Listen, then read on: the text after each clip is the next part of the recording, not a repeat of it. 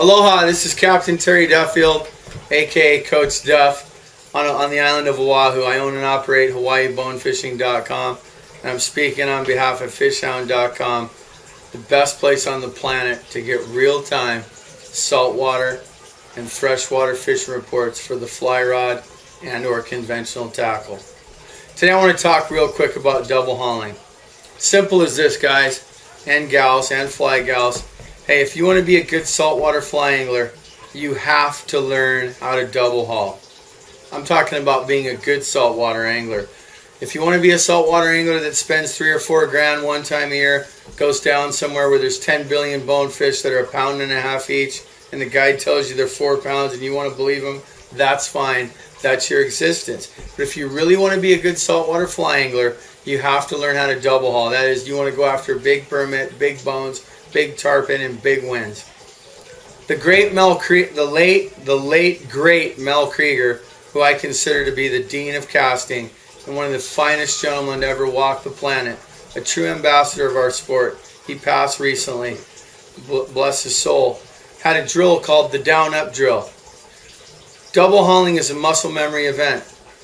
My time in Special Forces taught me that it takes 25,000 repetitions, according to the military, for something to be considered muscle memory. That is, the body reacting without having to think about it, naturally reacting, where it becomes a natural event. Mel Krieger taught a drill called the down-up drill. My camera isn't really a wide pan lens. This is kind of a quick little thing. Let me show you a quick drill you can do in front of the television. You can do at the park. You can do at work. If you're sitting in your cubicle, you can pull the blinds in and do the double haul drill. Just don't get caught and blame it on me. The double haul drill goes something like this, i.e. the down-up drill. You got your rod in your hand. Your hand has contact with the fly line. As the rod comes back, as we pull the rod back, we're going to rip down along the trouser seams, extending behind the buttocks with the hand from up here. Here we go. Down. Now you can't see my hand on the left side, but it's right down along my trouser seams, and I've done this slow. The rod's going back to the stop position now, and I'm bending the rod. Now, where most people fumble with the double haul, if you can see my hands as they do the ripping stage, they lose contact with the line here. If I pull down on the line as I'm coming back with the cast, the line is going to be going where?